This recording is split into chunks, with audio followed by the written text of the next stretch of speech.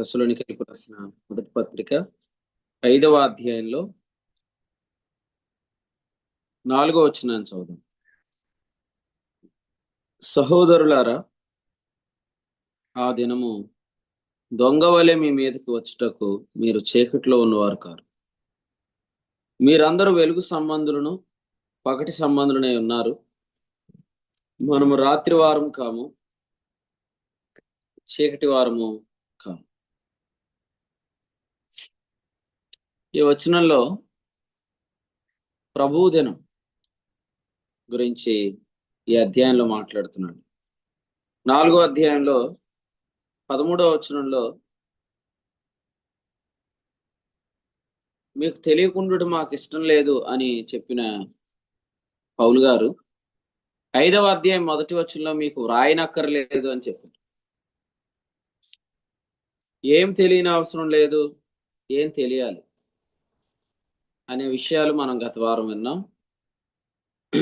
గత వారం చెప్పిన వర్తమానం పట్టుకొని జకర్యాన్ని ప్రార్థన చేస్తాడు అనుకుంటే జకర్యాన్ని ఎడుకో వెళ్ళిపోయాడు ప్రార్థనలో. సరే, 5వ అధ్యాయంలో మనం చదువుకున్న ఈ వచనాల్లో 3వ వచనం మనం చూస్తున్నప్పుడు గర్భిణీ స్త్రీకి ప్రసవవేదన వచ్చినట్లు ఆకస్మికముగా నాశనము అన్నాడు.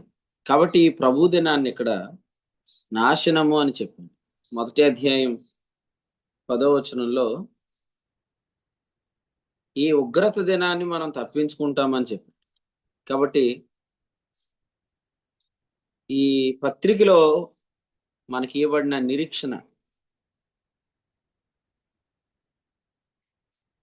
ఒకటి, ఉగ్రతను తప్పించుకుంటాం. 2, ప్రభు వచ్చినప్పుడు పొందే బహుమానం విషయంలో నిరీక్షణ మాత్రమే కాదు, ప్రభు వచ్చినప్పుడు మన వారిని చూస్తామనే నిరీక్షణ. నిరీక్షణ అనేది ఎందుకు పెరగాలంటే మొదటి అధ్యాయము 2వ వచనంలో చెప్పాడు.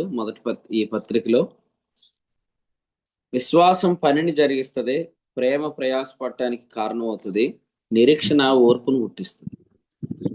కాబట్టి మనం నిరీక్షణలో అభివృద్ధి చెందితే మనం ఓర్పులో అభివృద్ధి చెందుతాం. ఓర్పు యొక్క గొప్ప సంగతి ఏంటంటే అది దాని క్రియను జరిగిస్తుంది. యాకోబు పత్రిక 1:4లో చెప్పినట్లుగా ఓర్పు తన క్రియను కొనసాగింపునేయండి. అంటే ఓర్పు కూడా ఒక క్రియ ఉంది. సో ఓర్చుకుంటే క్రియలు జరుగుతాయి. ఓపిక ద్వారా జరిగే క్రియలు ఉన్నాయి. యాకోబు తన పత్రికలో చెప్తూ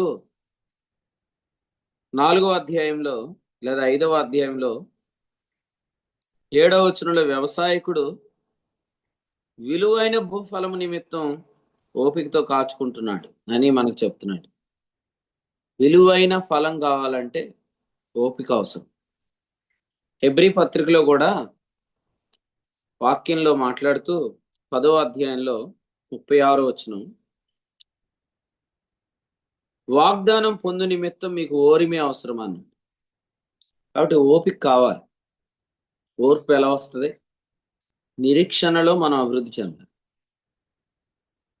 తెస్సలోనికీలో ఉన్నవారు విశ్వాసములో ప్రేమలో అభివృద్ధి చెందారు. వారు నిరీక్షణలో కూడా అభివృద్ధి చెందాలని వారి గురించి రాస్తున్నాడు. 2వ పత్రిక కూడా రాస్తూ మొదటి అధ్యాయము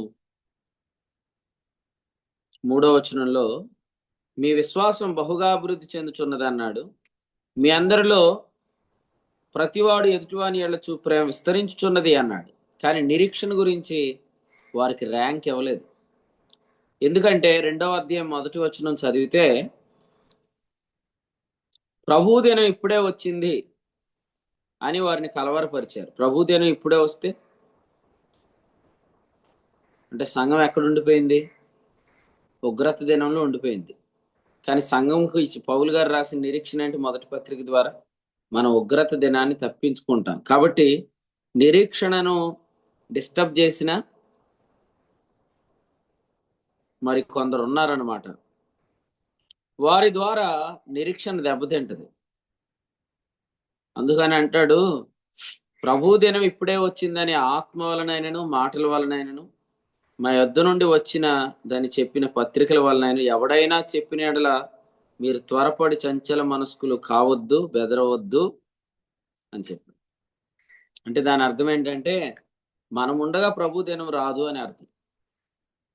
ప్రభు దినం రావాలంటే క్రీస్తు విరోధి బయలుపరచబడాలి. 3వ వచనం, తెస్సలోనికైలకు రాసిన 2వ పత్రిక 2వ అధ్యాయం 3వ వచనం. మొదట భ్రష్టత్వం సంభవించి నాశన పాత్రుడగు పాప పురుషుడు బయలుపరచబడితేనే గాని ఆ దినము రాదు. నాశన పాత్రుడగు ధర్మ విరుద్ధ పురుషుడు ఈ శ్యామ్ ఉన్నాడా?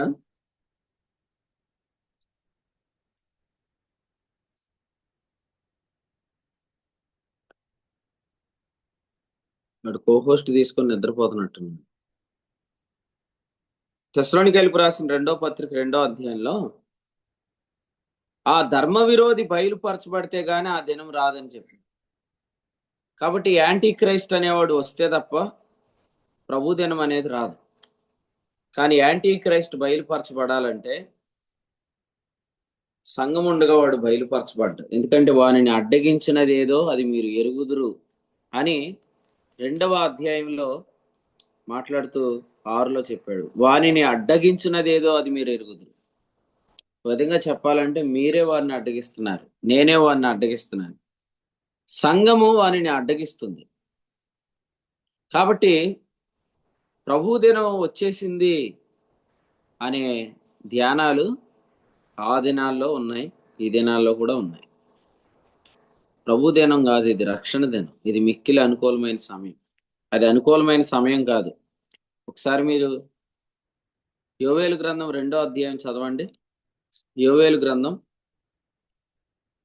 2వ అధ్యాయం 2వ వచనం చదువు.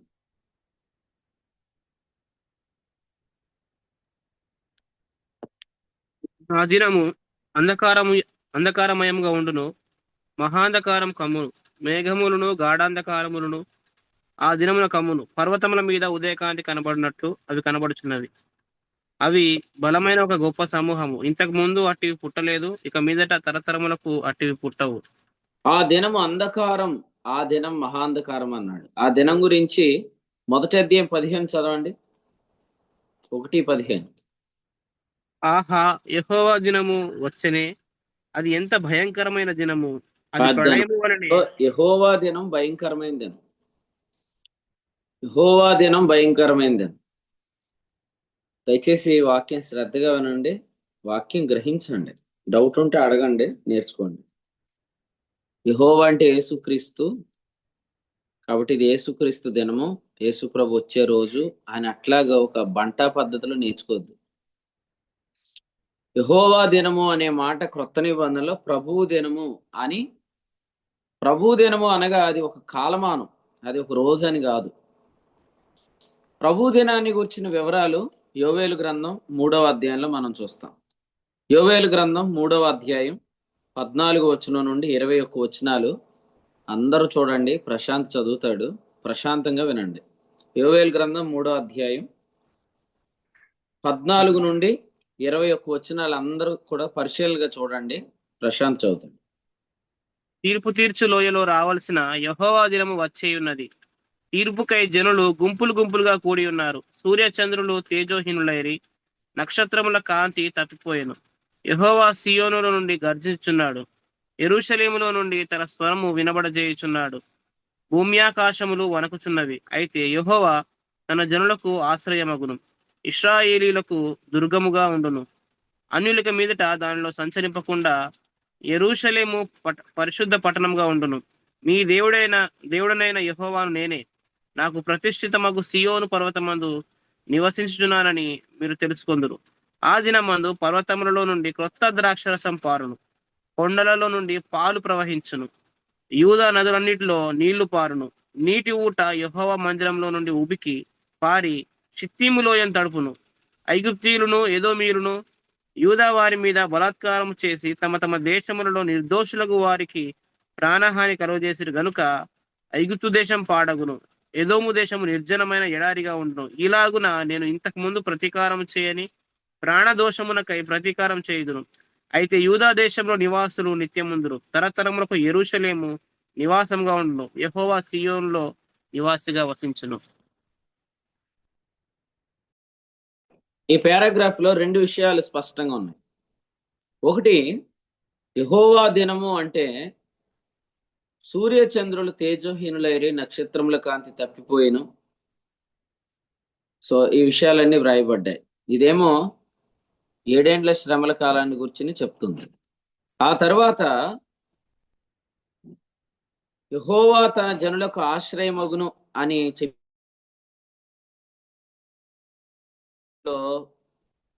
మీ దేవుడినైన యెహోవాను నేనే, నాకు ప్రతిష్ఠితమగు సియోను పర్వతమందు నివసించున్నానని మీరు తెలుసుకొందురు అనేదేమో 1000 ఏండ్ల పరిపాలన గురించి చెప్తుంది. కాబట్టి మనము 20వ వచనంలో ప్రతీకారం చేసుకునే సమయం ఉంది, అలాగే 21లో ఆయన సియోన్లో నివాసిగా ఉండే సమయం ఉంది. కాబట్టి ఈ రెండింటిని క్లబ్ చేస్తే ప్రభుదినం. కాబట్టి ప్రభుదినం ఇప్పుడే రాలేదు. ప్రభుదినం ఇప్పుడే వచ్చిందని ఎవరు చెప్తారు? ఇశ్రాయేలీలను దేవుడు విసర్జించాడు అని చెప్పే రీప్లేస్మెంట్ థియరీ చెప్పేవాళ్ళు చెప్తున్నారు.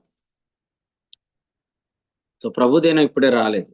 ప్రభుదినం ఎలా ఉండబోతుందంటే అందులో మొదటి 7 సంవత్సరాలు అవి అంధకార మహాంధకారము అన్నాడు. అంధకారము మహాంధకారం అంటే శ్రమలు ఉంటాయి, మహాశ్రమలు ఉంటాయి.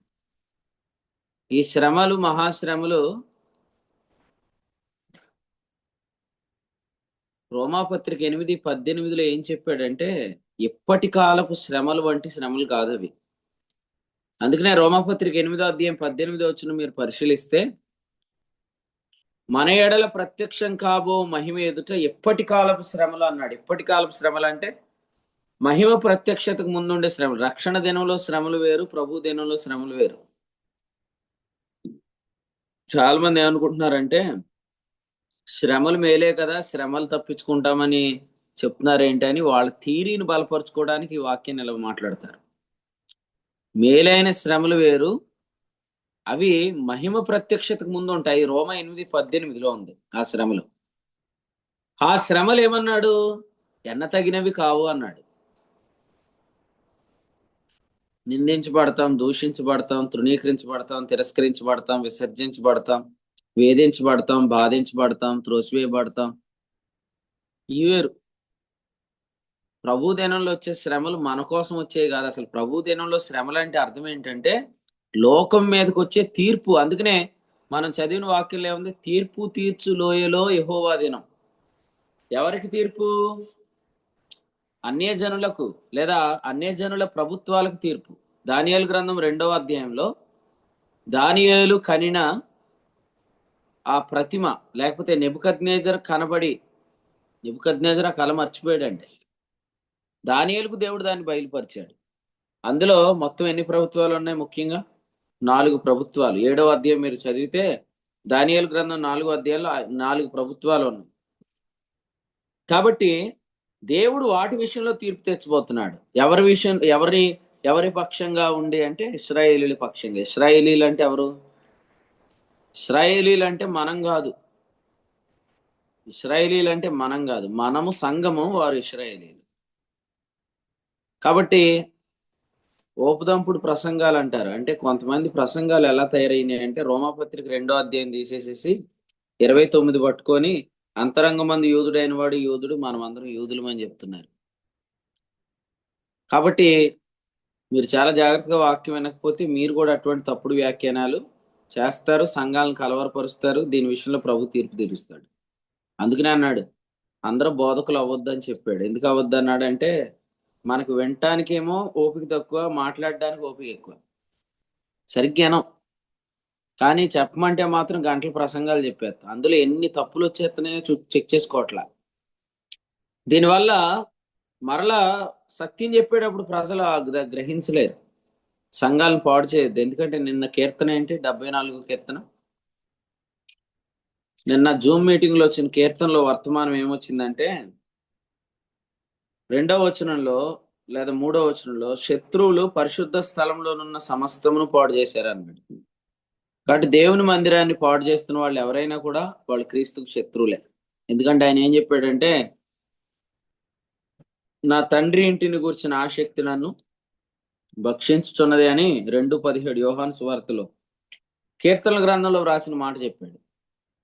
కాబట్టి సంఘంతో మాట్లాడేటప్పుడు ఏ వచనాన్ని ఎలా వ్యాఖ్యానిస్తున్నాం? ఇందా చెప్పే కదా, యెహోవా దినమాన కానీ, యెహోవా అంటే యేసుక్రీస్తు.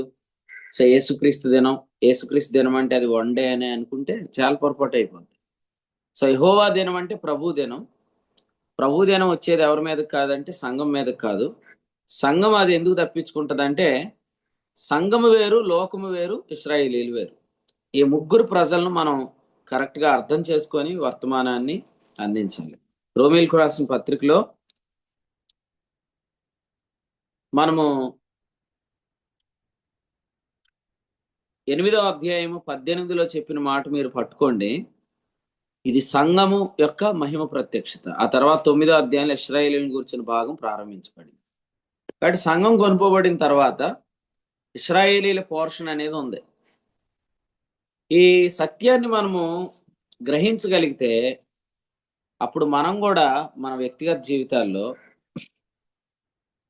దేవుడు మరలా మనల్ని కొన్నిసార్లు ఎలాగూ శిక్షణ చేస్తాడు, తర్వాత మరలా మనల్ని ఎలా చేర్చుకుంటాడు అనేది మనం నిరీక్షించగలుగుతాం. ఎందుకంటే ఇక్కడ ఇశ్రాయేలీయుల విషయంలో అదే జరిగింది.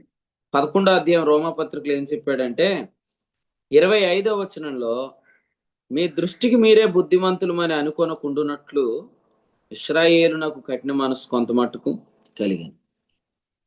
కాబట్టి మన జీవితాల్లో కూడా ప్రభు శిక్షణ చేస్తాడు. శిక్ష విధి విధిస్తాడు. There is no condemnation, there is only chastening. ఆయన ప్రజలకు శిక్షనే ఉంటది కానీ శిక్షా విధి ఉండదు. ఇశ్రాయేలీలు ఎవరు? దేవుని ప్రజలు. ఎలా దేవుని ప్రజలు? రోమాపత్రిక 11:1 దేవుని ప్రజలు అన్నాడు కదా. వారు ఎలా దేవుని ప్రజలు? 30వ వచనంలో చెప్పాడు, పితరులను బట్టి. వెరీ గుడ్, అది అండర్స్టాండింగ్ ఉండాలి. 28లో చెప్పాడు చూడండి, పితరులను బట్టి వారు దేవుని ప్రజలు. కాబట్టి ఇశ్రాయేలీలు వారి పితరులను బట్టి దేవుని ప్రజలు. మరి దేవుని ప్రజలను దేవుడు సొదొమ గొమొర్రాలా ఎందుకు చేస్తాడు అని యెషయా 1:9లో చెప్తున్నాడు. అందుకని రోమాపత్రిక 9వ అధ్యాయం 29లో ఏం చెప్పాడు? ప్రభువు మనకు సంతానం శేషింపకపోయిన ఎడల సొదొమ వలె అగుదుము, గొమొర్రాను పోలి ఉందుము.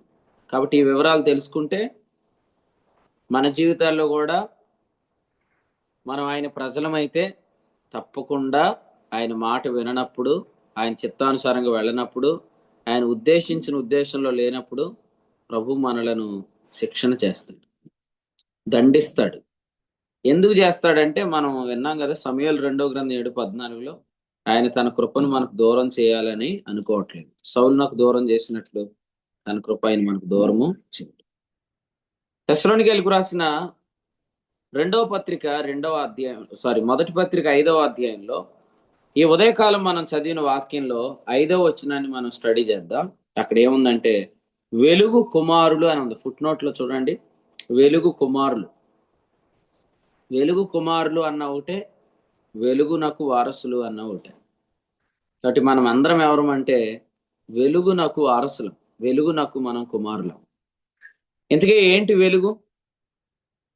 మనం వెలిగించబడ్డాం, ప్రభుకు స్తోత్రం. అయితే వెలిగించబడిన మనం వెలుగులో నడవాలి, వెలిగించబడిన మనం వెలుగులో సాగాలి, వెలుగులో జీవించాలి. ఆ వెలుగు యోహాను రాసిన మొదటి పత్రిక 2వ అధ్యాయంలో చెప్తూ ఆ వెలుగును ఏమన్నాడంటే, నిన్న మనం జూమ్లో ఉదయకాలం వర్తమానం ముగించుకుంటూ విన్నాం. 2వ అధ్యాయం 8వ వచనం. ఆ వెలుగు ఏంటంటే సత్యమైన వెలుగు ఇప్పుడు ప్రకాశించుచున్నది. సో ఆ వెలుగులో మనం నడవాలి. సత్యమైన వెలుగు ఇప్పుడు ప్రకాశించుచున్నది. సత్యమైన వెలుగు ఏంటి? సత్యమైన వెలుగు ఏంటంటే 4వ అధ్యాయం 10వ వచనం, మనము దేవుని ప్రేమించితిమని కాదు. ఇంకా మనకు అర్థం కావాల్సిన ఇంకా చాలా సంగతులు ఉన్నాయి. మనం ఇంకా దేవుణ్ణి ప్రేమిస్తున్నాము అనే భ్రమలోనే ఉన్నాం. ఎందుకంటే మనము ఇంతకుముందు ఎక్కడున్నాం? పూర్వపు ఆజ్ఞలో ఉన్నాం. 2వ అధ్యాయం 7వ వచనం, ఇశ్రాయేలీయులు ఐగుప్తులో ఉన్నారు. విశ్వాసులమైన మనము ఇంతకుముందు బాలశిక్షకుని క్రింద ఉన్నాం. గలతీ పత్రిక 3:23లో చెప్పాడు. ఇంతకుముందు మనం బాలురమై ఉన్నప్పుడు మతములో ఉన్నాం కాబట్టి ఇంకా మనలో అక్కడక్కడ దేవుణ్ణి మనం ప్రేమిస్తున్నాము అనే ఒక భక్తి ఉంటది, ఇంకా ఉంటది. అది అన్యోన్య సహవాసం చేసే కొద్దీ క్రీస్తు రక్తం చేత కడగబడుతుంది. 1వ అధ్యాయం 7వ వచనం ఈ పత్రికలో. నేను దేవుని ప్రేమిస్తున్నాను అనే భ్రమలోనే ఇంకా మనం కొన్ని పనులు చేస్తూ ఉంటాం. కానీ సత్యమైన వెలుగు ప్రకాశించే కొద్దీ మనము దేవుని ప్రేమించితిమని కాదు అనే వర్తమానంలోనికి మనం వస్తూ ఉంటాం. ఈ దినాల్లో మనం వింటున్న మెసేజ్ని ఆలోచిస్తే క్రీస్తు మనల్ని ఎప్పుడు ఏర్పరచుకున్నాడు? ఎఫెసీ 1:4 జగత్ పునాది వేయబడక మునిపే కదండి. దేని చేత ఏర్పరచుకున్నాడు? ప్రేమ చేత ఏర్పరచుకున్నాడు. ఆ ప్రేమ అనే మాటను చూసారా? దాన్ని ఒకసారి కూర్చొని ఆలోచిస్తే మీకు అర్థమైద్ది. జగత్ పునాది వేయబడక మునిపే నన్నే ఎందుకు ఏర్పరచుకున్నాడు అని ఆలోచన చేయండి, అర్థమైంది. నన్నే ఎందుకు ఏర్పరచుకున్నాడు? ఎందుకంటే ఒకవేళ మీరు ఆయన ఏర్పాట్లో ఉండకపోతే పిలువబడేవారే కాదు. అవునా కాదు? ఎఫెసీ 1:4 ప్రకారం మీరు కానీ ఆయన ఏర్పాట్లో లేరనుకోండి. ఎఫెసీలకు రాసిన పత్రిక 1వ అధ్యాయంలో ఏం చెప్పాడు? కాలం పరిపూర్ణమైనప్పుడు జరగవలసిన ఏర్పాటును బట్టి 8వ వచనం ఆయన తన దయా సంకల్పమును గూర్చి చొప్పున తన చిత్తమును గూర్చిన మర్మం మనకు తెలియజేశాడు. మనకు గాస్పల్ ప్రకటించబడింది. తర్వాత 13లో ఏముంది? మీరును సత్యవాక్యమును అనగా మీ రక్షణ సువార్తను విన్నారు, క్రీస్తునందు విశ్వాసం ఉంచారు, వాగ్దానం చేయబడిన ఆత్మచేత ముద్రించబడ్డారు. ఇవన్నీ ఎప్పుడు జరిగినాయి? మీ ఏర్పాటు తర్వాతే జరిగింది. మీరు ఏర్పరచబడ్డారు, ఆ తర్వాత మీకు ఆ మర్మం దేవుడు తెలియపరిచాడు, మీరు నమ్మారు, ఆత్మచేత ముద్రించబడ్డారు. ఒకవేళ ప్రభు ఏర్పాట్లు మీరు ఉండకపోతే ఎందుకు ఏర్పరచుకొని ఉంటాడు చెప్పండి? మనం పాడతాం కదా, కోటి కోటి స్తోత్రం డాడీ అని పాడతాం. కోటి కోటి స్తోత్రాలు నువ్వు చెల్లిస్తావని ఏర్పరచుకున్నాడా? వేలాది వందనాలు అంటారు కొంతమంది. వేలాది వందనాలు మనం చెప్తున్నందుకు ఏర్పరచుకున్నాడా? ప్రతిరోజు జూమ్ లో నేను జాయిన్ అవుతున్నానని ఏర్పరచుకున్నాడా? చెప్పండి, దేని చేత ఏర్పరచుకున్నాడు? మిమ్మల్ని ఎందుకు ఏర్పరచుకున్నాడు? మీరే ఎందుకున్నారు ఆ ఏర్పాట్లో? ఆలోచిస్తే అది ప్రేమ. ఆ ప్రేమ గురించి అర్థమైతే అది వెలుగు. నిజంగా అర్థమై ఉంటుందా మనకి? నిజంగా మనం ఆలోచిస్తున్నామా? లేదు. మనలో చాలా మంది ఏమనుకుంటామంటే, నేను యేసు ప్రభువుని రక్షకునిగా అంగీకరించి దేవుని బిడ్డనయ్యాను అనుకుంటాం. నేను మొన్న నల్గొండలో వర్తమానం చెప్పాక వస్తా పిల్లల్ని ఇదే క్వశ్చన్ అడిగాను. ఏమడిగానంటే, మీరు ఎలా దేవుని పిల్లలు అయ్యారా అని అడిగాను. అడిగితే యవనస్తులు ఏం చెప్తున్నారంటే, మేము యేసు ప్రభువుని నమ్ముకొని దేవుని పిల్లలం అయ్యామన్నా అన్నారు. కరెక్టే. మరి ఇప్పుడు దావీదు కుమారుడైన సొలొమోను ఉన్నాడు కదా, సొలొమోను గురించి దేవుడు ఏమన్నాడు రా అని అడిగితే, నేను అతనికి తండ్రినై ఉందునా అన్నాడు. అంటే మనం ప్రభువుని నమ్ముకొని దేవుని పిల్లలం అయ్యామా, మనకు ఆయన తండ్రినై ఉంటానని ఆయన ముందు అనుకున్నాడా? ఏది కరెక్ట్ అని అడిగి, మన యేసు ప్రభువుని నమ్ముకొని దేవుని పిల్లలం అయ్యామని మనం అంటున్నాం, కానీ ఆయన మనకు తండ్రినై ఉంటానని ఆయన అన్నాడు. అందుకని, లేకపోతే మనలాగా ప్రభువుని అనేక మంది నమ్ముకోలేరా? మనలాగా ఆయన వద్దకు అనేక మంది రాలేరా? ఆయనే మనలను ఆకర్షించాడు. నిన్నేందుకు ఆకర్షించాడు అని నువ్వు కూర్చొని ఆలోచిస్తే నువ్వు ఆ పిలుపుకు తగినట్టుగా యోగ్యంగా ఉంటావు. ఇప్పుడు కూడా ప్రభు రోజు మనల్ని పిలుస్తూ ఉంటాడు. మనం వస్తామేంటి? లేచి కూర్చొని వాక్యం విను అని ప్రభు అంటున్నప్పుడు అలా లేస్తామా? శతాధిపతి ఏం చెప్పాడండి? నేను ఒకని రమ్మంటే వస్తాడు, ఒకని పొమ్మంటే పోతాడు, ఈ పని చేయమంటే చేస్తాడు అన్నాడు. సర్వాధిపతి మాటలు అలాగే అంటున్నారు అందరూ. ఎంత నిర్లక్ష్యం, ఎంత సోమరితనం, ఎంత బద్ధకం కదండి చాలా మందిలో ఉంటుంది. ఇది ఎందుకు ఉంటుంది? ఎందుకంటే నేను ప్రభువుని నమ్ముకున్నాను, ఆయన దగ్గరికి వచ్చాననే ఇంకా ఆ కొంత డార్క్నెస్ మీలో ఉంది. నువ్వు ప్రభువుని నమ్ముకుని దేవుని దగ్గర రాలే. ఆయన నిన్ను జగత్ పునాది వేయబడక మునిపే ఏర్పరచుకున్నాడు. కాబట్టి జరగవలసిన ఏర్పాటును బట్టి తన దయా సంకల్పం చొప్పున తన మర్మం నీకు తెలియపరిచినప్పుడు నువ్వు సత్యవాక్యమును విన్నావు, రక్షణ సువార్తను విని నువ్వు క్రీస్తునందు విశ్వాసం నుంచి ఆత్మచేత ముద్రించుకుంటావు. ఆ సంగతి అర్థమైన వాళ్ళు దేవుణ్ణి ప్రేమిస్తారు. ఇప్పుడు ఏ ప్రేమతో ప్రేమిస్తారంటే ఆ ప్రేమతో ప్రేమిస్తారు. ఆ ప్రేమతో ప్రేమించిన వాళ్ళు సర్వీస్ ఎలా ఉంటది? హెబ్రీ పత్రికలో వాళ్ళ సర్వీసు సియోన్లో నుండే చేస్తున్నారని చెప్పాడు. లేదంటే మనం సేనాయి సర్వీస్ చేసేస్తాం. 12వ అధ్యాయం 29వ వచనంలో అన్నాడు, ప్రీతికరమైన సేవ. మనం ఏం పాడుతున్నాం, మనం ఏం ప్రార్థిస్తున్నాం, మనం ఏం వాక్యం చెప్తున్నాం, మనం ఎటువంటి పరిచయం చేస్తున్నాం. కొందరు అడుగుతారు, ఎందుకు అంత ఆసక్తిగా పనిచేస్తున్నారు, ఎందుకు అంత ఆసక్తిగా పరిగెడుతున్నారంటే ఆయన ప్రేమ అంతే. ఆయన ప్రేమ మన ద్వారా కార్యాలు జరిగిస్తుంది. హెబ్రీ 10:24 ప్రేమ చూపుచు సత్కార్యములు చేయొచ్చు అన్నాడు. ప్రీతికరమైన సేవ అంటే అర్థం ఏంటంటే కాలిపోని పరిచర్య. కాలిపోదు ఈ పని. ఎందుకు కాలిపోదంటే ఈ మినిస్ట్రీ అంతా ఎక్కడి నుంచి జరుగుతుంది? ఫ్రమ్ ద మౌంట్ ఆఫ్ సియోన్. సియోను కొండ నుండి జరుగుతుంది. సియోను కొండ అంటే ఇప్పుడు మనం చెప్పుకున్నట్లుగా వెలుగు, క్రొత్త ఆజ్ఞ, సత్యమైన వెలుగు. ఆయన నన్ను జగత్పునాది వేయబడక మునిపే ప్రేమించిన ఆ ప్రేమతో సర్వీస్ చేయటం. కాబట్టి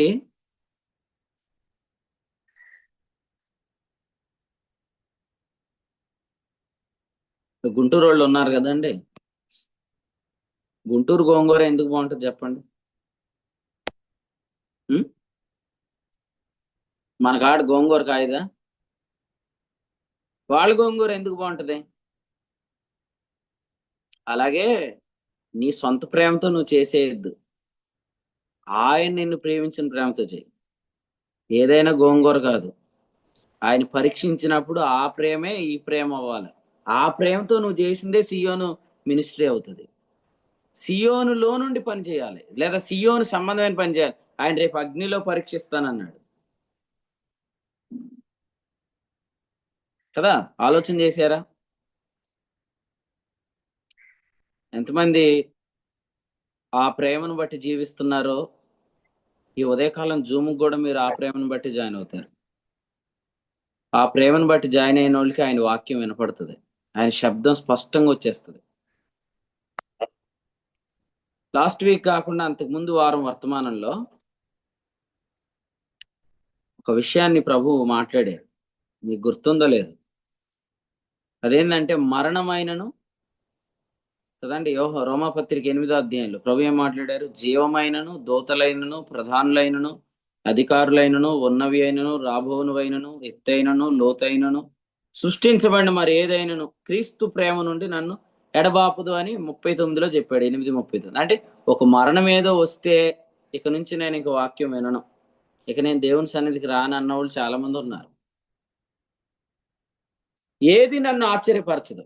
ఓ దూత గాని, ఒక ప్రధాని గాని, ఒక అధికారి గాని, ఎత్తు గాని, లోతు గాని, ఏది కూడా అంత అన్డిస్టర్బ్డ్ గా, అసలు డిస్టర్బ్ అవ్వకుండా ఎట్లా వాక్యం వినగలుగుతున్నారు? డిస్టర్బ్ అవ్వకుండా ఎట్లా పరిచయం చేయగలుగుతున్నారు? అసలు ఏ మాత్రం డిస్టర్బ్ అవ్వకుండా దేవుణ్ణి ఎలా సేవించగలుగుతున్నారు అని అంటే ఖచ్చితంగా ఆ ప్రేమ జగత్తు పునాది వేయబడక మునుపున్న ప్రేమ అయితేనే. ఎందుకంటే అప్పుడు మరణం లేదు, జీవం లేదు, దూతలు లేరు, ప్రధానులు లేరు, అధికారులు లేరు. ఎందుకంటే ఆయన సృష్టించిన వాటిలో ప్రథమ ఫలం మనమే కాబట్టి. ఆ లవ్తో కానీ మీరు సర్వీస్ చేస్తే ఏది మిమ్మల్ని డిస్టర్బ్ చేయదు, ఏది మిమ్మల్ని ఇబ్బంది పెట్టదు. ఎందుకంటే అప్పుడు అవన్నీ లేవు కదా. అప్పుడు జీవం ఉందా, మరణం ఉందా, దూతలు ఉన్నారు, ప్రధానులు ఉన్నారు, అధికారులు ఉన్నారు, ఎత్తుందా, లోతుందా? చెప్పండి. ఉన్నదా, రాబోనదా, సృష్టించబడి మరి ఏది అప్పుడు లేదు కదా. దేవునికి స్తోత్రం. ఆ ప్రేమను బట్టి మనం పరిచయం చేస్తున్నప్పుడు, ఆ ప్రేమను బట్టి మన వాక్యం వింటున్నప్పుడు, ఆనందేశ్వరి గారికి ముగింపు ప్రార్థన అండి, అప్పుడు మన జీవితాల్లో అసలు ఇదేది మనల్ని ఎడబాపదు, ఏది మనల్ని డిస్టర్బ్ చేయదు. అది కావాలి. అంటే ఇప్పుడు మీకు ఎలా చెప్తాను, ఓ రోజు ఒక నెల బాగుంటారు, ఇంకో నెల బాగోరు మీరు, అంటే మీరు డిస్టర్బ్ అయిపోతున్నారు. డిస్టర్బ్ అయితే మీరు చేసే సర్వీస్ కాలిపోద్ది. మీరు డిస్టర్బ్ అయిపోతూ మీరు చేసే పరిచయం కాలిపోద్ది. ఎందుకంటే డిస్టర్బ్ అయ్యే కొండ ఏది? సేనాయి పర్వతం. నిర్గమాకాండం 19వ అధ్యాయం 18లో సేనాయి కదిలిపోయింది కదా. కానీ సియోను పేరేంటి? హెబ్రీ 12:29 నిశ్చలమైన. అసలు నిశ్చలమైన రాజ్యం అంటే ఏంటంటే నేను చెప్పే కదా, ఆంధ్రుల ఆరంభ శూరులు అన్నట్టు ఉండదు. అంటే ఏదో ఆరంభంలో ఉన్న శూరత్వం కాదు, ఏదో ఆరంభంలో ఏదో ఎగిరెగిరేసి అయ్యి బాబు అన్న, అయ్యి బాబు ఈ మినిస్ట్రీ అన్న, అయ్యి బాబు నేను ఎన్నో చూశానని అట్లా కాదండి. యేసుక్రీస్తు దినం వరకు you have to maintain the stability. ఆ స్టేబుల్ అనేది ఎప్పుడు వచ్చింది అంటే when you are focusing on the true love. జగత్ పునాది వేయబడక మునిపి ఉన్న ప్రేమ మీద నీ మనసు ఉంటే అప్పుడు ఆ ప్రేమతో నువ్వు చేసే పరిచర్య అది కాలిపోదు, అది ప్రీతికరమైన పరిచర్య. సో అదనమాట. నా మీద అభిమానంతో మీరు కొంతమంది పరిచర్య చేయొచ్చు, కానీ అది కాలిపోద్ది. మీరు ఆ ప్రేమతో చేయండి. ఆ ప్రేమ ఏ ప్రేమ అంటే ఇప్పుడు మనం చెప్పుకుంటున్నాం కదా, అంటే అది సత్యమైన వెలుగు. ఆ వెలుగు తేజస్సుకు మనము వారసులం, లేదా ఆ వెలుగుకు మనము కుమారులం అని చెప్పాడు. కాబట్టి యేసుక్రీస్తు మరలా వచ్చేటప్పుడు మనం అందరం ఎందుకు కొనుకోబడుతున్నాం? 7 ఏండ్ల శ్రమల కాలాన్ని మనం ఎందుకు తప్పించుకుంటున్నాం? ఎందుకంటే వెలుగు సంబంధం కాబట్టి. వెలుగు సంబంధం అంటే అక్కడ దాకానే అర్థం చేసుకుందామా? వెలుగు కుమారులం దాకానే అర్థం చేసుకుందామా? వెలుగు వారసులు అనే మాట వద్దా మనకి? వెలుగు వారసులు అనే మాట తీసుకోండి. కుమారులం కాబట్టి ఎత్తబడతాం, కానీ వారసులం కాబట్టి క్రీస్తు న్యాయపీఠం ఎదుట పరీక్షించబడతాం. కుమారులం కాబట్టి ఆయన సంబంధాన్ని బట్టి మనం వెళ్ళిపోతాం. ఓకే, 7 ఏండ్ల శ్రమలు మనం చూడం, కానీ క్రీస్తు న్యాయపీఠం దగ్గర బహుమానం పొందిన వాళ్ళ గురించి 7 ఏండ్ల శ్రమల కాలం ఏమైనా మాట్లాడుకుంటారా? ఆ ప్రశ్న అర్థమైందా? క్రీస్తు న్యాయపీఠం దగ్గరికి వెళ్ళి బహుమానం పొందేవారి గురించి 7 ఏండ్ల శ్రమల కాలంలో ఉన్న వాళ్ళు ఎవరైనా మాట్లాడుకుంటారా ఏమైనా? సమంతక్క ఏమైనా మాట్లాడుకుంటారా? చెప్పండి. శ్రేలనా ఏమంటాం? యేసుప్రభు వచ్చాడు, వెళ్ళిపోయాం. బేమా సీట్ ఆఫ్ క్రైస్ట్ దగ్గర మనం నిలబడ్డాం. మన గురించి 7 ఏండ్ల శ్రమల కాలంలో ఉన్నవాళ్ళు ఎవరైనా మాట్లాడతారా?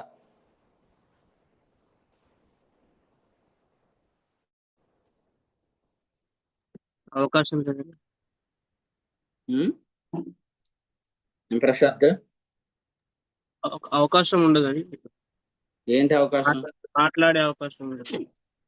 అందరూ నోటి మీద వెళ్ళిపోమంటాడా 7 ఏండ్ల శ్రమల కాలం? వాళ్ళు ఎత్తబడే విషయంలోనే ఆలోచిస్తారు కదా, మేము ఎందుకు ఎత్తబడలేదు. అంటే నీ గురించి మంచి చెడ్డ ఏం మాట్లాడుకోరు వాళ్ళు. ఆ విషయంలో మాట్లాడతారు. ఏం మాట్లాడతారు? ఆ ప్రశాంత్ అన్నవాడు సరిగ్గా బతుకుంటే మేము సువార్తను నమ్మేవాళ్ళం అని మాట్లాడుకుంటారు. అంటే మన క్రీస్తు న్యాయపీఠం దగ్గర ఏ బహుమానం వచ్చిందో అది కింద కూడా ప్రతిఫలించిద్ది. ఒకవేళ మీకు క్రీస్తు న్యాయపీఠం దగ్గర మంచి బహుమానం వచ్చింది అనుకోండి, ఏమంటారు? ఆయన మన మధ్య మంచి బ్రతికాడు, అయినా మనం యేసుప్రభుని నమ్మలేదని మాట్లాడుకుంటారు. ఒకవేళ మనం మంచిగా బ్రతకలేదు అనుకోండి, మన క్రీస్తు న్యాయపీఠం దగ్గర మంచి బహుమానం రాదు. శ్రమల కాలంలో ఉన్నవాళ్ళు మన గురించి ఏం మాట్లాడుకుంటారంటే, వీడి వల్లే మనం యేసుప్రభుని తప్పు అనుకున్నాం రా అనుకుంటారు. కాబట్టి నేను వెలుగు కుమారులుగా మీరు వెళ్ళిపోవటం గురించి ఆలోచన చేయకండి. మేము వెళ్ళిపోతాం కదా, మేము శ్రమల కాలం చూడం కదా అనుకుంటున్నారు, కానీ వెలుగు కుమారులు అనే దగ్గర మనం నిలిచి, మనం వెలుగు కుమారులమే కాదు, మనం వెలుగు నాకు వారసులం కూడా. కాబట్టి focus on the inheritance also. మన యొక్క స్వాస్థ్యం మీద, వారసత్వం మీద కూడా మనసు పెట్టండి. ఎందుకు మనసు పెట్టాలంటే దాని ద్వారా శ్రమల కాలంలో ఉన్నవారు ఎవరు మనకు తీర్పు తెచ్చకూడదు. యేసుప్రభు ఏరుకొని వెళ్ళిపోయినాయి అన్ని ముచ్చొంకాయలు అనుకోకూడదు. యేసుప్రభు కొనిపోయిన వాళ్ళందరూ మంచోళ్ళు రా, భక్తులు కొనిపోబడ్డారా అని అనిపించాలి వాళ్ళకి. సో అట్లా అనిపించాలి, కానీ ఈయన చెత్తనంతా తీసుకెళ్ళిపోయాడు అన్నట్టు ఉండకూడదు కదా. ఆలోచన చేశారా? కాబట్టి వెలుగునకు మనం కుమారులము అంటే శ్రమల కాలం తప్పించుకుంటామని, వెలుగునకు వారసులం అంటే మనం క్రీస్తు న్యాయపీఠం ఎదుట కూడా నిలబడతామని అర్థం. కాబట్టి కుమారుడు అని రాశారంటే అక్కడ మనం వారసులం అని కూడా రాసినట్టే. ఇప్పుడు వెలుగునకు వారసులు ఏం చేయాలా? ప్రీతికరమైన సేవ చేయాలి. చెప్పండి అందరూ, వెలుగునకు వారసులు ఏం చేయాలి? ప్రీతికరమైన సేవ చేయాలి. ప్రీతికరమైన సేవ అంటే ఏంటి? ప్రీతికరమైన సేవ అంటే ఏంటంటే, ఆ వెలుగు అనే మాటను చూసారా? వెలుగు అంటే ఏంటంటే ఏ ప్రేమతో దేవుడు మనల్ని ప్రేమించాడు. సో ఇంకా ఎక్కడైనా మనలో కొంత చీకటి ఉందా ఏంటంటే నేను దేవుని ప్రేమిస్తున్నాను అనే ఒక మత సంబంధమైన విశ్వాసం ఏమైనా ఉందా, అది కూడా కాలిపోవాలి. కాలిపోయి యథార్థమైన భక్తితో మనము ఈ పని జరిగించాలి. అది మాత్రమే ప్రీతికరమైంది. సో అందుకనే వెలుగునకు వారసులు చేసే పరిచర్య అనే మాట మనం చూస్తున్నాం. హెబ్రీ పత్రిక చూడండి, 8వ అధ్యాయం. హెబ్రీలకు రాసిన పత్రిక 8వ అధ్యాయం 2వ వచనం చూడండి. హెబ్రీ పత్రిక 8:2. మేము వివరించున్న సంగతులలోని సారాంశం ఏదనగా, మనకు అట్టి ప్రధాన యాజకుడు ఒకడు ఉన్నాడు. ఆయన పరిశుద్ధాలయమునకు పుట్టినోడు అనగా చదవండి. పుట్టినోడు ఆయన చదవండి. పరిశుద్ధాలయమునకు పరిశుద్ధ వస్తువులకు అనగా మనుషుడు కాక ప్రభువే స్థాపించిన నిజమైన గుడారములకు పరిచారకుడై ఉండి పరలోకమందు మహామహుని సింహాసనములకు కుడి పార్శ్వమున ఆసీనుడు ఆయన. రైట్. పరిశుద్ధ వస్తువులకు అనే మాట చూడండి. పరిశుద్ధ వస్తువులకు అనగా మనుషుడు కాక ప్రభువే స్థాపించిన నిజమైన గుడారంనకు పరిచారకుడు. ఈ పరిచర్య పరిశుద్ధ వస్తువుల పరిచర్య, పరలోక సంబంధమైన వాటికి చెందిన పరిచర్య. ఆ పరిచర్య మాత్రమే ప్రీతికరమైన పరిచర్య. ఆ మందిరంలో ఎంత వెలుగు ఉంటుందో ఆ వెలుగులో మనం సేవ చేయాలి. భూమి మీద ఉన్న గుడారంలో ఏముంది ఇప్పుడు?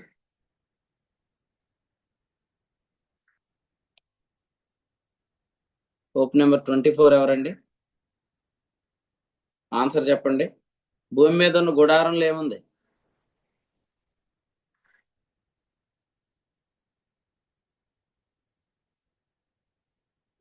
ప్రశాంత్. ఆ వస్తువులను పోలిన వస్తువులు. ఛాయా వస్తువులు ఉన్నాయి. ఓకే, ఏముంది అందులో? ఇప్పుడు పరలోకమైన గుడారంలో వెలుగు ఉందండి. నిజమైన గుడారంలో వెలుగు ఉంది. ఇంతకు ముందు ఉన్న గుడారంలో ఏదైతే వెలుగు అనిపించిందో అది ఇప్పుడు చీకటి అయింది. ఇంతకు ముందు ఉన్న గుడారంలో ఉన్న ఆజ్ఞ ఏంటి? హోప్ నెంబర్ 34 ఎవరు? చక్కగా ఆవులెత్తన కొడుకు చెప్పండి. చెప్పు. నైట్ డ్యూటీలు చేస్తున్నావా? పార్వతీపురం పాల్ గారు మైక్ ఆన్ చేయి.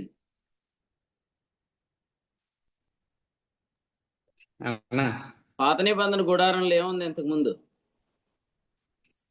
దీపస్తంభం ఉందన్న. దీపస్తంభం ఉందా? నేను దేవుడు దీవించాలిరా తమ్ముడు. పూర్వపు ఆజ్ఞ ఉంది, దాని పేరు కూడా వెలుగే. ఎప్పటి వరకు వెలుగు? అసలు వెలుగు వచ్చేదాకా అది వెలుగు. ఇప్పుడు వెలుగు వచ్చిన తర్వాత అది ఏమైంది? అది ఇప్పుడు చీకటి అయింది. కాబట్టి శిక్షా విధి కారణమైన పరిచర్యకు కూడా ఏముందన్నాడు? మహిమ ఉంది. కానీ ఇప్పుడున్న మహిమ ముందు అది లేనట్టుంది. ఇప్పుడు మహిమ లేదు. ఫస్ట్ వీడియోలో ఆన్ చేసిన వాళ్ళందరూ ఇప్పుడు ఆఫ్ చేశారు. చూడండి, ఈ కింద బ్యాచ్ మొత్తం వీళ్ళందరూ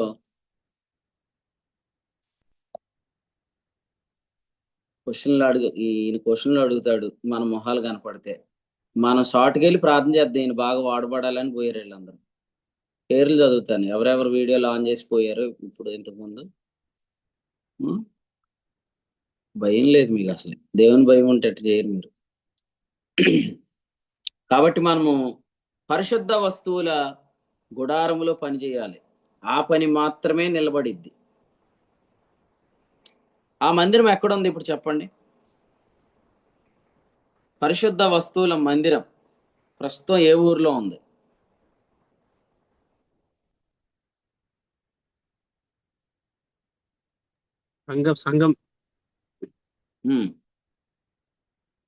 సంఘమేనా? అన్ని సంఘాల్లో పరిశుద్ధ వస్తువుల పరిచర్య ఉందా? లేదు, ఏర్పాటును అనుసరిస్తున్న సంఘాలు. మరి ఎందుకురా నేను చెప్పిన ప్రతిసారి కరెక్ట్ చేసుకుంటావు? ఇక్కడ పరిశుద్ధ వస్తువుల మందిరం అంటే ద మినిస్ట్రీ ఆఫ్ రైచియస్నెస్ అని, నీతి కారణమగు పరిచర్య అని. ఆ పరిచర్య, ఆ మందిరంలో ఆ వెలుగులో మనము పనిచేయాలి. కాబట్టి పరిచారకులైన వారు అందరూ కూడా, ఇక్కడ వాక్యం వింటున్న మీరు అందరూ కూడా 7 దీపములు, ఇందాక అయ్యగారు చెప్పారు కదా, పార్వతీపురం అయ్యగారు. సో 7 దీపముల వెలుగులో మనం పనిచేయాలి. క్రొత్త నిబంధన వెలుగులో పనిచేయాలి. క్రొత్త నిబంధన వెలుగులో బైబిల్ని వ్యాఖ్యానం చేయాలి. క్రొత్త నిబంధన వెలుగులో పాటలు పాడాలి, క్రొత్త నిబంధన వెలుగులో ప్రార్థన చేయాలి. క్రొత్త నిబంధన వెలుగులో చేసింది మాత్రమే నిలబడుతుంది. పాత నిబంధన వెలుగులో చేసిందంత కాలిపోతుంది. సో క్రొత్త నిబంధన వెలుగులో మనము పరిచయం చేయాలి. ఇంకా మనం దేవుని ప్రేమిస్తున్నామనే చీకటి ఇంకా ఉంటది, అక్కడక్కడ కొంత ఇంకా ఇంకా ఉంటది, కానీ అదంతా ఇంకా బయలుపరచబడుతుంది. సత్యం తెలిసే కొద్దీ యథార్థమైన భక్తి మనలో పడుతుంది. సత్యం తెలిసే కొద్దీ దేవుడు అందుకనే పేతురు తన మొదటి పత్రిక 1వ అధ్యాయం 22వ వచనంలో మాట్లాడుతూ ఏం చెప్పారంటే, సత్యమునకు విధేయులవుట చేత మీ మనసు పవిత్రమైంది. వాట్ యు ఆర్ బిలీవింగ్ ఈ still maybe it's not the whole truth. అది ఇంకా ఇప్పుడు మనం నమ్ముతున్నది ఏదో అది ఇంకా పూర్తిగా సర్వసత్యం కాదు, ఇంకా మనకు తెలియబడుతుంది. సో మనం ముందుకెళ్ళే కొద్దీ సత్య సంబంధం కాని అబద్ధాలన్నీ బయటకు వచ్చేస్తాయి. సో ఇంతకుముందు ఏమనుకున్నారు, దావీదులాగా మనం దావీదు చెప్పినట్టు ధర్మశాస్త్ర సంబంధం క్రియలు లేకుండా విశ్వాస మూలంగా మనం నీతిమంతులం అయ్యాము అనే comparison. We're comparing the grace with the law. కానీ అబ్రహాము దినాల్లో కంపేర్ చేయడానికి లేదు. సో అన్కంపేరబుల్ గ్రేస్ని మనము వింటున్నాం. అన్కంపేరబుల్ గ్రేస్ అంటే అది ఇంకా హోల్ ట్రూత్. ఇంకా ఆ ట్రూత్లో ఇంకా మనం ముందుకెళ్లే కొద్దీ క్రొత్త నిబంధన వెలుగులో మనం పనిచేస్తాం. కాబట్టి మనమందరం ఏ మందిరంలో పనిచేస్తున్నాం అనేది ప్రాముఖ్యమైన సంగతి. మన ప్రభు ఏ మందిరంలో లేడు. హెబ్రీ పత్రిక 8వ అధ్యాయంలో మనం చూస్తున్నప్పుడు ఆయన పాత నిబంధన గుడారం దగ్గరికి వచ్చినప్పటికి ఇంకా అందులో బలులు జరుగుతున్నాయి. అందుకని వెంటనే ప్రభు ఏం చేశాడు, క్రొత్త నిబంధన గుడారంలోనికి వెళ్ళిపోయాడు. 8వ అధ్యాయం 4వ వచనం, ఆయన భూమి మీద ఉన్న ఎడల ఆయన యాజకుడై ఉండడు అని చెప్పాడు. కాబట్టి ఇంకా మీరు పాత పద్ధతులు ఎవరైనా పరిచర్య చేస్తున్నారా? పాత గుడ్డతో, పాత తిత్తులతో, పాత రసముతో, ఇంకా నేను దేవుని ప్రేమిస్తున్నాను అనే ఒక అతిశయ కారణం వెతుక్కునే మినిస్ట్రీ సర్వీస్లో ఎవరైనా ఉన్నారా? అట్లా ఉన్నట్లయితే రండి, సత్యం తెలుసుకోండి. సత్యం మీకు బయలుపరచబడినప్పుడు మీ సర్వీస్ ప్రీతికరంగా మారిపోతుంది. సో ప్రీతికరమైన పరిచర్య మనం చేయాలి. ఏలయనగా మన దేవుడు చెప్పండి దహించు అగ్ని అయి ఉన్నాడు. దహించు అగ్ని, హెబ్రీ పత్రిక 12వ అధ్యాయము 29వ వచనంలో ప్రీతికరము కాని ప్రతి సేవను కాల్చివేసే అగ్ని అది దేవుని అగ్ని. యేసుబాబు నువ్వు చేస్తున్న డ్రైవింగ్ ప్రీతికరమైందేనా కాదా? అది ఆలోచన చేయాలి. ఎందుకంటే సాధారణంగా కొంతమంది వ్యక్తులు కనెక్ట్ అయిపోతారు. కొంతమంది వ్యక్తులను చూడగానే మనకు నచ్చుతారు. నచ్చడాన్ని బట్టి ప్రేమించి చేసే సేవ కాదు మనది. ఎందుకంటే నచ్చడాన్ని బట్టి అంటే ఆ ప్రేమ ట్రూ లవ్ కాదుగా. అది జగత్ పునాది వేయబడిన తర్వాత ఉందా, జగత్ పునాది వేయబడక ముందు ఉందా? నచ్చడాన్ని బట్టి ప్రేమించడం ఇప్పుడున్న జగత్ పునాది తర్వాత ఉంది. ఎందుకంటే మనం చాలా మంది నచ్చం. మీరు ఇప్పుడు కావాలంటే మళ్ళీ ఒకసారి పెళ్లి చూపులకి వెళ్ళండి మీ భార్య దగ్గరికే. ఏమంటారు, నీ హెయిర్ తక్కువ ఉంది, నీకు బట్టతలు వచ్చే అవకాశం ఉందా అంటారు. అంటే బట్టతలు ఉంటే నచ్చం, నల్లగా ఉంటే నచ్చం, పొట్టిగా ఉంటే నచ్చం, పొట్టొత్తే నచ్చం. కాబట్టి నచ్చిన ప్రేమలు నచ్చితే ప్రేమించే ప్రేమలు ఇప్పుడే ఉన్నాయి. కానీ మనం ఎలాగున్నా దేవుని ఏర్పాటులో ఉన్నాం. జగత్ పునాది వేయబడక మునిపే ఆ ప్రేమను నా ఎడల యేసుబాబు కలిగి ఉండి కార్ డ్రైవింగ్ చేస్తే ఎన్ని అవర్సో క్రీస్తు న్యాయపడిన దగ్గర లెక్కించబడుతుంది.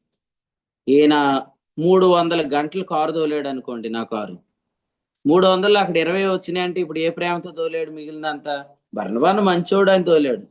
నేను మంచోడిని అని దేవుడు నన్ను ప్రేమించలేదు కదా. దేవుడు నన్ను ప్రేమించాడు, నాకు అర్థమైంది కాబట్టి నేను ఇప్పుడు మంచిగా బ్రతుకుతున్నాను. నేను అర్థం కాకపోతే చెడ్డగా బ్రతికితే దేవుని ఏర్పాట్లు ఉంటానా ఉండనా?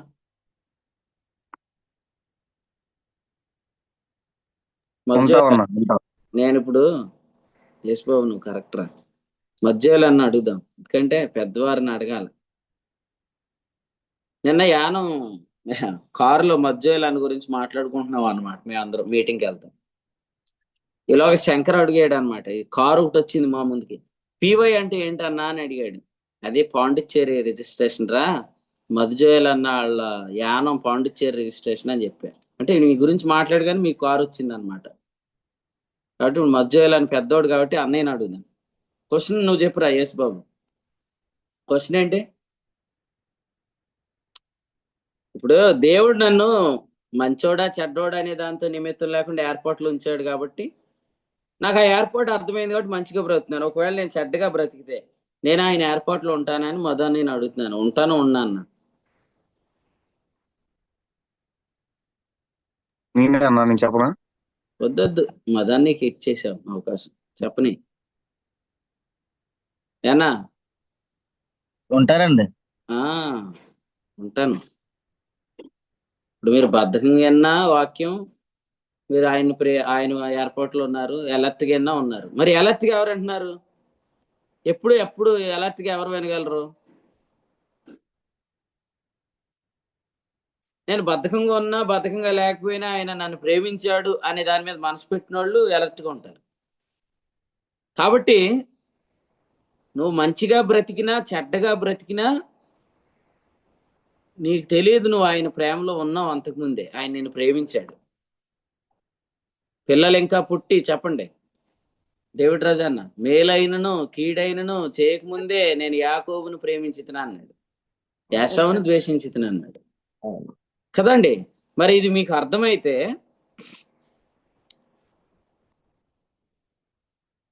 నేను మంచోడినని నచ్చి కార్ డ్రైవ్ చేస్తే అవన్నీ కాలిపోద్ది కదా రేపొద్దుట. కాలిపోద్దా?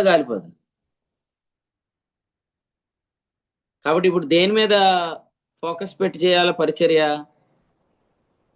జగత్తు పునాది వేయబడక మునిపే ఉన్న ఆ ప్రేమ ఏర్పాటు. కానీ నేను యవనస్తులు గమనిస్తుంది ఏంటంటే, ప్రభు స్తోత్రం, వాళ్ళు పనిచేసి అలసిపోయిన వాక్యం టైంలో మాత్రం వచ్చి కూర్చొని తప్పకుండా వాక్యం వింటున్నారు. అది మంచి సంగతి.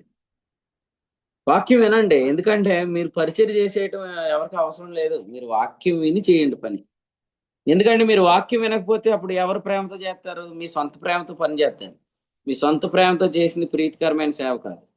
అది వెలుగు వారసుల సేవ కాదు. అది వెలుగు వారసుల పరిచర్య కాదు. మోకరించండి, ప్రభు సన్నిధిలో కృతజ్ఞత చెప్పండి. ప్రభువా, నీవు నన్ను ఏర్పరచుకున్నావు, నీకు స్తోత్రం. ఆ ప్రేమ గురించి నాకేం అర్థం అవట్లేదు. ఇప్పుడు మరణం వచ్చిందని నేను జుమ్ము మాన్నం, ఏదో జీవం వచ్చిందని నేనేం ఆశ్చర్యపోను. దూతలు వచ్చారని నాకేం కొత్త కాదు. ఇవన్నీ లేకముందే నేను నీ ఏర్పాట్లో ఉన్నాను. సో అది ఆ ఫోకస్ ఉంటే అప్పుడు మీకు వర్తమానం వినపడింది. ఎందుకంటే హోషేయ గ్రంథంలో ఏం చెప్పాడంటే, నేను దాన్ని అరణ్యానికి తీసుకెళ్ళిపోతాను, అరణ్యానికి తీసుకెళ్ళిపోయి ఏం చేస్తాను అన్నాడు, అక్కడ నేను ప్రేమతో మాట్లాడతాను అన్నాడా లేదా? ఎంత అసలు ఆ మాట చూడండి ఎలా మాట్లాడాడు. హోషేయ గ్రంథంలో 2వ అధ్యాయంలో 14లో, నేను దానిని ఆకర్షించి పిమ్మట అరణ్యంలోనికి తోలుకొని పోయి అక్కడ ప్రేమతో మాట్లాడతాను. 16వ వచనంలో ఇలా చెప్పాడు, బాల్యమున ఐగుప్తు దేశంలో నుండి అది వచ్చినప్పుడు నా మాట వినినట్లు అది ఇచ్చట నుండి నా మాట వినును అన్నాడు. ఇది ఎప్పుడు జరిగింది? సంఘం కొనుక్కోబడిన తర్వాత ఇశ్రాయేల్ దేవుని మాట ఏంటి? ఓ ఇశ్రాయేలు వినుము అని చెప్పినట్లుగా వాళ్ళు ఆరంభంలో విన్నారు, మళ్ళీ మధ్యలో వినలేదు, మళ్ళీ ఇప్పుడు వింటారు. నేను దాంతో ప్రేమతో మాట్లాడతాను. సో ఏ లవ్తో ఆయన ఇశ్రాయేల్ను ప్రేమించాడో ఆ ప్రేమలో ఇశ్రాయేల్ ఉన్నప్పుడు ఆయన స్వరం వినపడుతుంది. నీ సొంత ప్రేమతో దేవుని ప్రేమిస్తున్నాను భ్రమలో ఆయన వర్తమానాలు ఏవి నీకు వినపడదు. మళ్ళీ ఆ ట్యూనింగ్కి రండి. నేను ఇప్పుడు చెప్తుంది కూడా మీలో కొంతమందికి వినపడదు. నేను ఫీల్ అవ్వకండి, అట్లేం అనుకోకండి. నాకెందుకు వినపడట్లేదు, వినపడుతుందా అంటారు. ఆయన స్వరం వినపడుతుందా? నేను చెప్పిన సందేశం ఏంటో పూర్తిగా అర్థమైందా? నేను చెప్తున్న సారాంశం మీకు వచ్చిందా? రాలేదంటే నీకు వినపడట్లేదు అని అర్థం. అంటే ఇంకా ఎక్కడో నువ్వు దేవుని ప్రేమిస్తున్నావు అనే చీకట్లో నడుస్తున్నావు. దేవుని ప్రేమిస్తున్నామనే చీకట్లో నడవద్దు. ఆయనే నిన్ను ప్రేమించాడనే వెలుగులో నడువు, నీకు అన్నీ వినపడతాయి కదా. వినబడకుండా నువ్వు చేసే పని ఎందుకు? కాఫీ పెట్టమంటే టీ పెడతారు, టీ పెట్టమంటే కాఫీ పెడతారు, షుగర్ లెస్ అంటే షుగర్ మొత్తం వేస్తారు, షుగర్ వేయండి అంటే షుగర్ లెస్ ఇస్తారు. ఎందుకు ఆ సర్వీస్? అవసరం లేదు. నాకు వినపడలేదు అన్న అంటారు. నాకు వినపడలేదు. వినపడనినప్పుడు నువ్వు ఎందుకు పని చేస్తున్నావు? నీకు ఆయన స్వరం రావట్లేదు, ప్రత్యక్షత రావట్లేదు, ఆయన బయలుపోవట్లేదు, ఆయన నడిపింపు లేదు. Why you are doing the service? ఇదంతా కాలిపోతుంది. ప్రీతికరమైన సేవ చేయండి. ప్రీతికరమైన సేవలో మనం ఏం చేస్తామంటే ఆయనకి ఏం కావాలో తెలుసుకుంటాం, తెలుసుకొని దాన్ని మనం చేస్తాం. నిన్ను ఎక్కడ పంపించాడో అక్కడికి వెళ్ళి పరిచయం చేయి. నీ ఉన్న చోట చేసేది. నిన్ను ఆయన ఎక్కడ ఉండమంటే అక్కడ ఉండి పనిచేయ చేయాలి. ఆసియాలో ఉండొద్దు అన్నాడు. ఉండకుండా ఎక్కడికి వెళ్ళడానికి ప్రయత్నం చేశారు? వారు బితినే ప్రయత్నం చేశారు. లేదు, యేసు యొక్క ఆత్మ వారిని వెళ్ళనీయలేదు. మాసిదోనియా దేశస్థుడు ఒకడు కనిపించాడు, మా ఎద్దకు వచ్చి సహాయం చేయమని అడిగాడు. వారు మాసిదోనియాకు వెళ్ళారు. కాబట్టి అది ప్రీతికరమైన సేవ. సో దేవుని ఆత్మ ప్రీతికరమైన సేవ మన ద్వారా జరిగించును గాక. కాబట్టి మనం వెలుగు కుమారులమే కాదు, చెప్పండి మనం ఎవరు? వెలుగు వారసులం. వెలుగు వారసుల సేవ ఎక్కడ జరగాలి? పరిశుద్ధ వస్తువుల మందిరంలో జరగాలి. పరిశుద్ధ వస్తువుల మందిరం ఏంటంటే the ministry of righteousness, the ministry of life. జీవింపజేసే పరిచర్య, నీతి కారణమైన పరిచర్య, ఆ యొక్క వ్యవస్థలను నువ్వు పరిచర్య చేయాలి. ఒక చిన్న ప్రశ్న అడుగుతాను, ఆనందాన్ని అడుగుతున్నాను ఈ ప్రశ్న. కండెమ్నేషన్ మినిస్ట్రీలో మీరు ఎంత ప్రభుకి ఇచ్చారు? అది లెక్కలోకి వస్తుందా?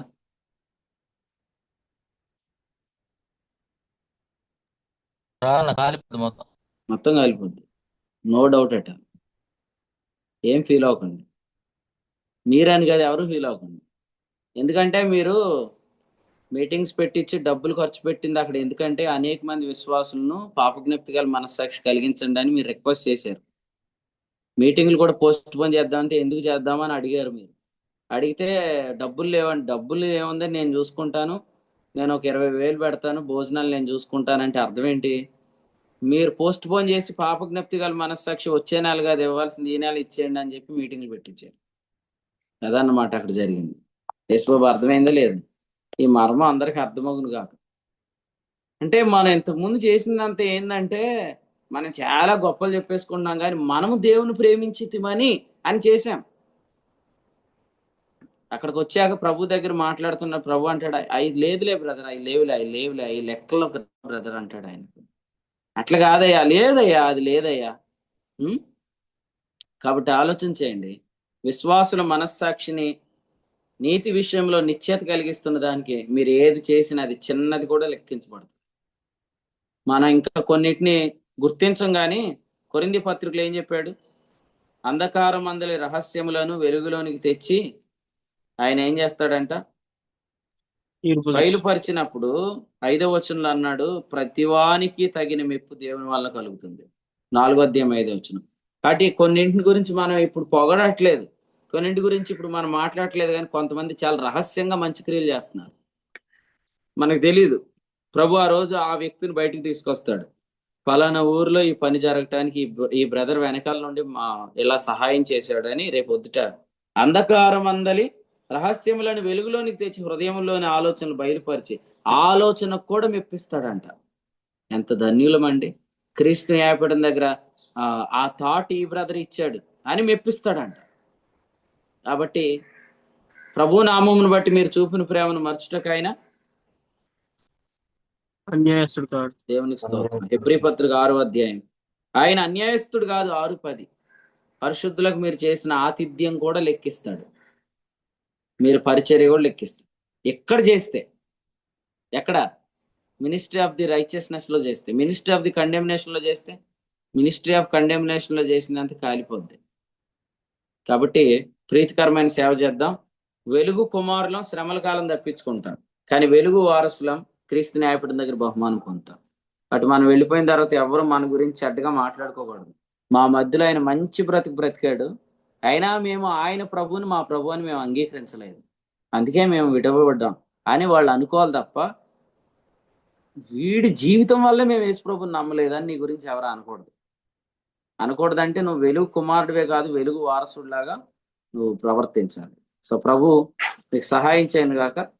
ఇందులో చాలా అద్భుతమైన వర్తమానము ఇది, మీరు ఎంతమందికి అర్థమైందో నాకు తెలియదు, కానీ మీకు అర్థమైతే మాత్రం దీన్ని మీరు ధ్యానం చేయండి. ప్రభు మీకు ఇంకనూ సహాయం చేయండి గాక. ఓకే, నా ప్రత్యేకమైన వందనాలు వీడియోలు ఆఫ్ చేసిన వాళ్ళకి.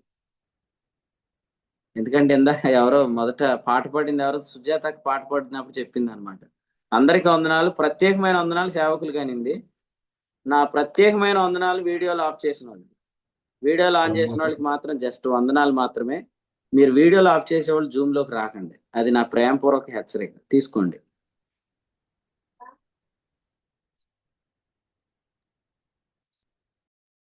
ఆమేన్.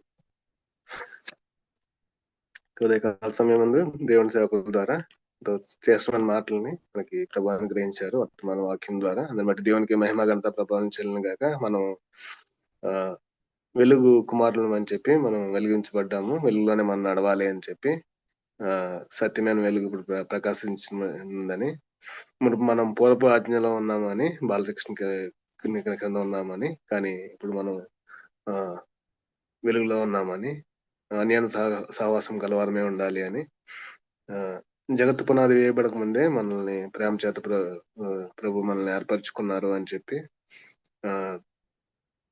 ప్రభు మనకు తండ్రి ఉంటాను అని మనల్ని ఆకర్షించారు అని, మనం ఆయన ప్రేమ మనలో కార్యాలు జరిగిస్తుంది అని, మనం సిఎన్లో నుండి మనం పరిచర్య చేయాలి అని, ప్రేమను బట్టే మనం పరిచర్య చేయాలి అని, అటు విధంగా మనం పరిచర్య చేసినప్పుడు అది మన కాలిపోని పరిచర్యగా ఉంటుంది అని, మనము పరలోక సంబంధమైన పరిచర్య, ప్రీతికరమైన పరిచర్య అని, పాత నిబంధన గుడారంలో పూర్వపు ఆజ్ఞ ఉన్నది, అది వెలిగే కానీ అది నిజమైన మహిమ కనబడినప్పుడు అది చీకటిగా అయింది అని,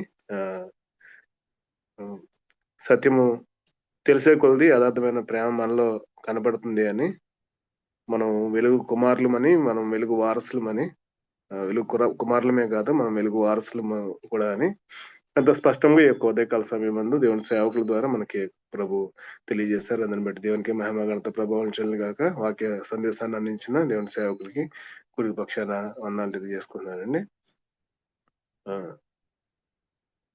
ఈరోజు ఈ యొక్క కొడిక అనంతరం లింక్ ప్రేయర్ ఉంటుందండి.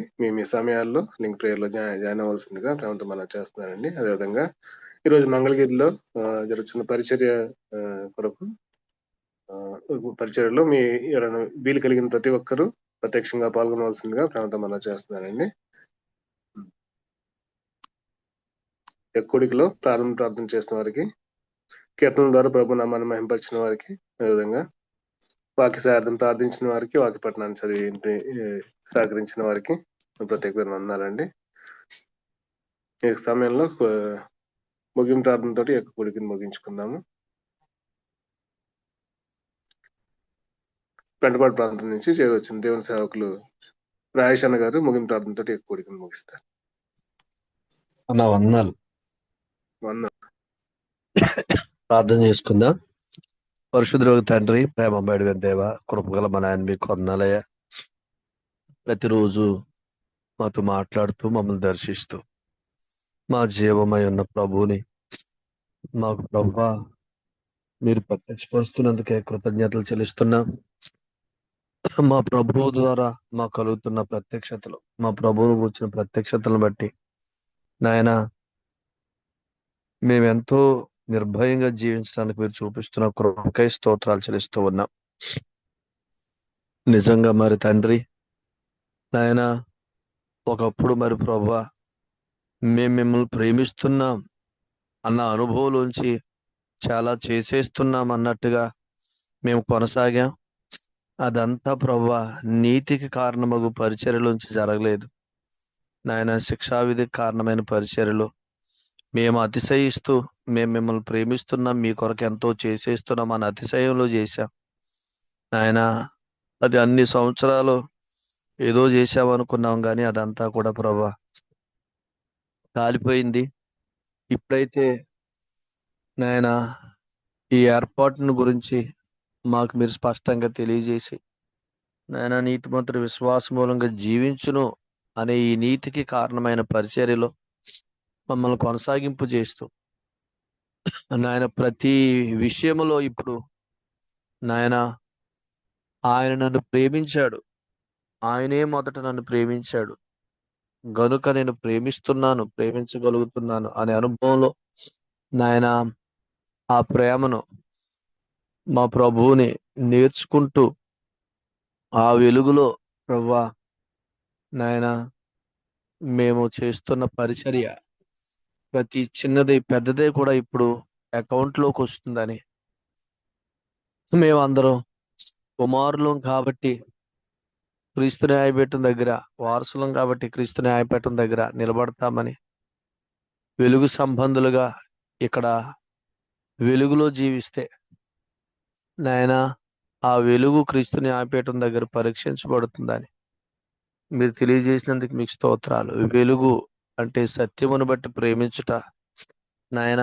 మునుపటి గుడారంలో వెలుగు మొదటాజ్ఞ నాయన. ఇప్పుడైతే క్రొత్త నిబంధన గుడారంలో నాయన, పరిశుద్ధ వస్తువుల గుడారంలో, సంఘములో నాయన, నీతికి కారణమగు పరిచర్య జరిగిస్తున్న సంఘాలలో వెలుగు నాయన, సత్యమును బట్టి ప్రేమించుట నాయన. ఆయన నన్ను ప్రేమించాడు అనే అనుభవంలోంచి ప్రేమించుట, ఆ ప్రేమలో నుంచి నాయన కార్యములు జరిగించుట, ప్రేమ చూపుటకు, సత్కార్యములు చేయుటకు అనే ఆ కార్యాలు నాయన, ఇవన్నీ కూడా మమ్మల్ని క్రీస్తు న్యాయపీఠం ఎదుట బహుమానాలతో నింపేవే అని మీరు మాకు తెలియజేసినందుకు మీకు స్తోత్రాలు చెల్లిస్తున్నా. వెలుగు సంబంధులం కాబట్టే వెలుగులో జీవించాలా, వెలుగు వారసులం కాబట్టే నాయన క్రీస్తు న్యాయపీఠం దగ్గర పరీక్షించబడతావని మీరు చెప్పిన సంగతులను బట్టి కృతజ్ఞతలు చెల్లిస్తున్నా. ఈ సంగతులను బట్టి మిమ్మల్ని స్తుతిస్తూ మీ నామమును గణపరుస్తూ మాతో ఇంత తేటగా మాట్లాడుతున్నందుకే మిమ్మల్ని స్తుతిస్తూ ఉన్నాం. నాయన ఈ సంగతులు ప్రియులందరికీ గ్రహింపయ్యాయని నమ్ముతున్నా. నాయన మేము ప్రీతికరమైన సేవ చేయనట్లు నాయన మమ్మల్ని అందరిని మీరు దర్శిస్తున్నందుకే మీకు స్తోత్రాలు నాయన. మాత్రమే కాదు, ఇక బహు కొద్ది దినాల్లో నాయన మా ద్వారా మీరు గొప్ప కార్యాలు జరిగించబోతున్నందుకు మీకు స్తోత్రాలు, స్తుతులు చెల్లిస్తూ ఉన్నా నాయన. కాబట్టి మీరు మా ద్వారా గొప్ప కార్యాలు జరిగించబోతున్నారు కాబట్టి మమ్మల్ని మీరు నాయన వెలుగు సంబంధులుగా జీవించమని చెప్తున్నారు. మేము ఎంత వెలుగు సంబంధులుగా జీవిస్తామో అనగా నాయన, ఎంతగా సత్యమును బట్టి ప్రేమించుట, మీరు మమ్మల్ని ఎంత ప్రేమించారో ఆ ప్రేమను ఎరుగుతూ మేము జీవిస్తామో అంతగా వెలుగు సంబంధులుగా జీవిస్తాం. ఎంతగా వెలుగు సంబంధులుగా జీవిస్తే మీరు రాబోతున్న ఈ అతి తక్కువ కాలంలో మమ్మల్ని అంత ఎక్కువగా ఈ పరిచర్యలోను నాయన, ఈ ఏర్పాటులోను మహిమ నుంచి అధిక మహిమకి మీరు నడిపిస్తారు. మా స్థలాలు, మీరు మాకు ఇచ్చిన ప్రాంతాలు నాయన విస్తరించి వ్యాపించినట్లుగా చేస్తారు నాయన. ఖచ్చితంగా ఈ ఏర్పాట్లో ఉన్న మేము ఎవ్వరం భయపడవలసిన పని లేదని మీరు మాకు ఇచ్చిన సందేశాన్ని బట్టి కృతజ్ఞతలు. ఎందుకంటే మేమందరం క్రీస్తు న్యాయపీఠం ఎదుట సంతోషంగా ప్రభువా నాయన బహుమానాలు తీసుకునే వారంగానే ఉంటాం.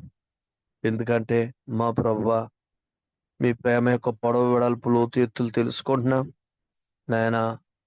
ఆ లోతుల్లోంచి, ఆ పొడవుల్లోంచి, ఆ వెడల్పులోంచి, ఆ ఎత్తులోంచి నాయన ప్రేమించటం ఎలాగో అది కలుగుతుంది నాయన. కాబట్టి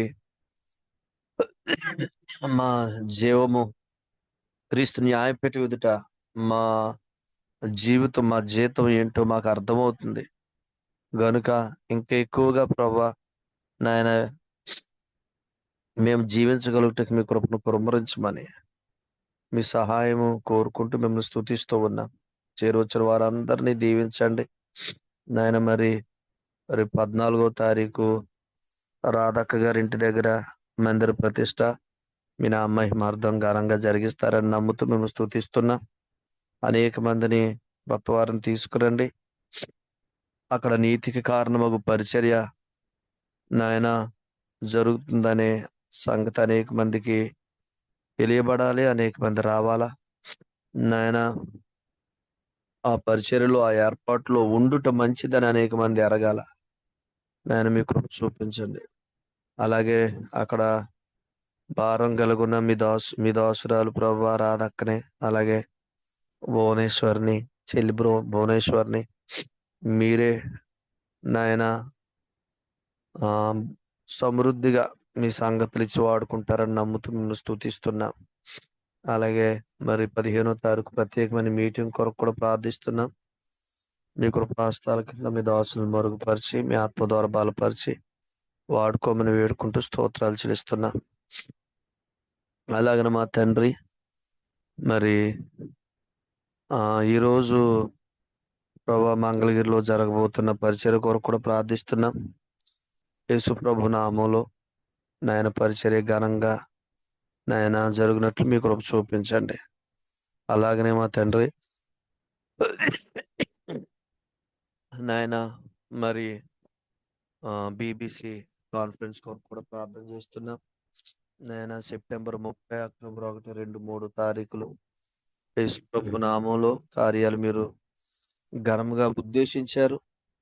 నాయన మునుపటి మహిమ కంటే ఎక్కువైన మహిమ మీరు ఇచ్చారని నమ్ముతున్నాను. నాయన ఇది ఎలాగ జరుగుతుంది అనేది కాకుండా ఆయన జరిగించాడు అనే అనుభవంలో సాగిపోవటానికి మీ కృపనిస్తున్నందుకే మీకు స్తోత్రాలు స్తుతులు చెల్లిస్తూ ఉన్నాను. నాయన మరి ఈ కార్యాలన్నిటిలో మాకు అత్యధికమైన విజయమే. యేసు ప్రభు నామాన మీరు ఇచ్చినందుకు కృతజ్ఞతలు చెల్లిస్తూ ఈ సేవకుని బట్టి కూడా స్తోత్రాలు చెల్లిస్తున్నాను. అనేక సంగతులు ఇచ్చి మీరు మా అందరి క్షేమం కొరకు, మా పరిసరాల క్షేమం కొరకు మీరు నిలుపుతున్నందుకే కృతజ్ఞతలు చెల్లిస్తూ క్రీస్తు యేసు వారి గణనామాన కృతజ్ఞతాస్తుతులు స్తోత్రాలు చేస్తూ ఊడికి నడిపించిన మీ దాసుని బట్టి కుటుంబాన్ని బట్టి కూడా స్తుతిస్తూ యేసు ప్రభు నామములోనే ప్రార్థించి కొడుకును ముగిస్తున్నాం తండ్రి. ఆమేన్. ఆమేన్. ముగింపు ప్రార్థన చేసిన దేవుని సేవకులు వందాలండి. ముగింపు ప్రార్థన చేసిన దేవుని సేవకులు రాయచంద్ర గారికి కుడి పక్షాన వందాలండి. ఒకరికొకరు వందాలు తెలియజేసుకుని కుటుంబం సెలవు తీసుకుని వందాలండి అందరికి. అందరికీ వందాలండి అందరికీ అందరికీ వందనాలు. వందనాలండి. వందనాలండి. అందరికీ అందరికీ వందనాలు. అందరికీ అందరికి వందనాలండి. అందరికీ అందరికీ వందనాలండి. అందరికీ వందనాలండి. వందనాలండి. అందరికీ వందనాలండి. అందరికీ వందనాలండి. అందరికి వందనాలు. అందరికీ వందనాలు.